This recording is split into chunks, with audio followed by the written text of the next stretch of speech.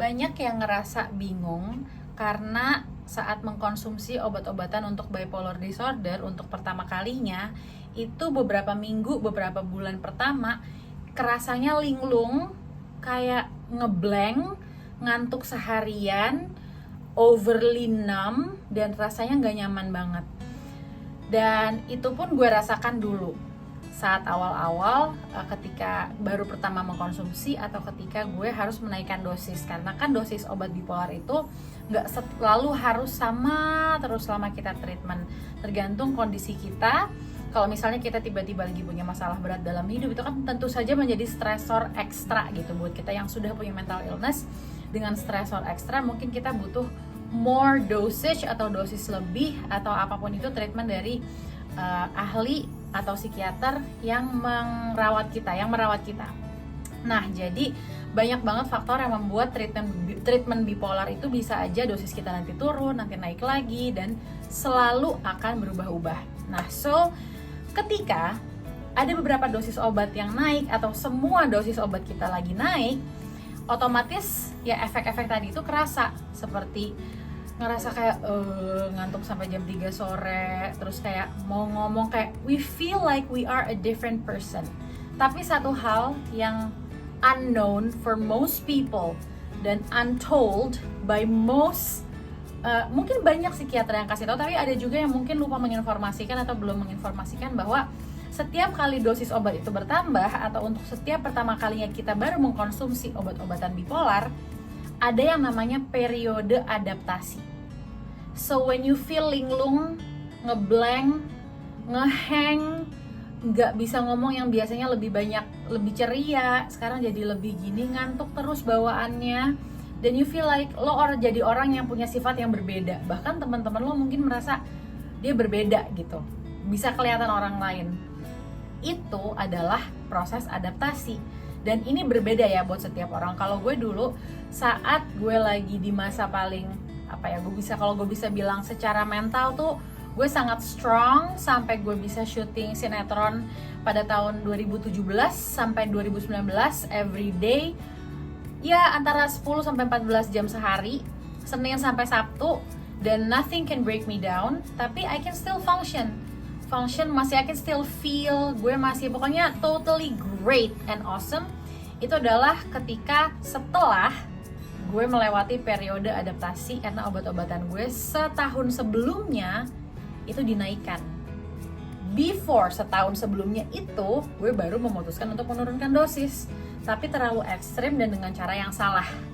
Ini juga banyak orang nggak tahu cara yang salah untuk menurunkan atau mengstop obat-obatan bipolar, yaitu dengan cara yang cold turkey quitting, atau hari ini lagi minum banyak, besok langsung stop, dan seterusnya udah stop aja, langsung ke zero. Itu bahaya banget, bahkan bisa beresiko orang melakukan bunuh diri. So don't ever do that. Don't quit your drugs abruptly, your medications abruptly.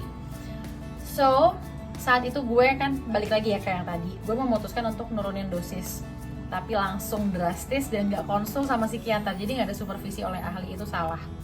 Lalu gue ngerasa unstable, depresi pada beberapa tahun itu, dan gue memutuskan untuk bilang ke dokter gue bahwa saya pengen stable lagi. Akhirnya ditambahlah dosis obat gue, dan pada saat itu gue butuh, buat gue ya, ini berbeda sekali lagi buat orang-orang.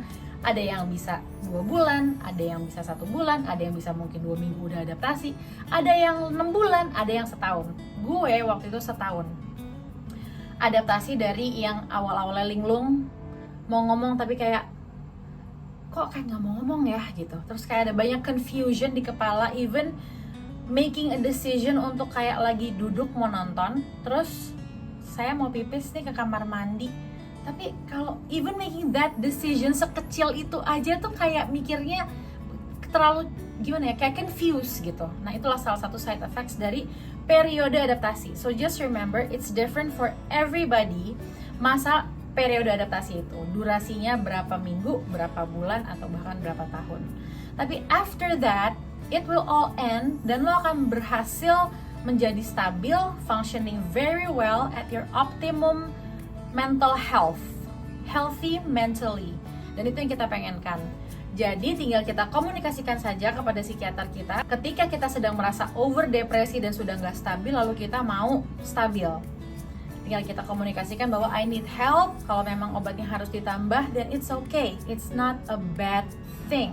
Kalau memang sudah sampai tahap suicidal atau sampai tahap yang udah nggak bisa, bentar-bentar nangis, sering panic attack, maybe we do need meds. Dan jangan pernah merasa nilai diri kita tuh jadi lebih rendah kalau kita butuh obat untuk kesehatan mental kita biar lebih baik. We are so much more than just medication. Dan don't judge yourself kalau sudah mencoba taper off atau menurunkan dosis, walaupun dengan supervisi psikiater, tapi ujung-ujungnya tidak berhasil dan lo harus stay di sebuah dosis yang cukup tinggi yang lo pengennya tadinya lebih rendah. Jangan nganggep diri lo gagal. Dan gue pun ngomong ini juga ngomong ke diri gue sendiri, because that's what I went through. Gue mencoba ngabisin banget, tapi sekarang gue berada di posisi yang apapun nanti hasilnya, kalau memang gue masih harus tetap berada dalam dosis tertentu, gue nggak akan melabel minum obat buruk, nggak minum obat hebat, ya kan? So it's not a bad thing. If we do need the meds, then lebih penting adalah kita bisa berfungsi, stabil, bersosialisasi, menjadi orang tua yang baik buat anak kita, menjadi anak yang baik buat orang tua kita, dan kepada masyarakat.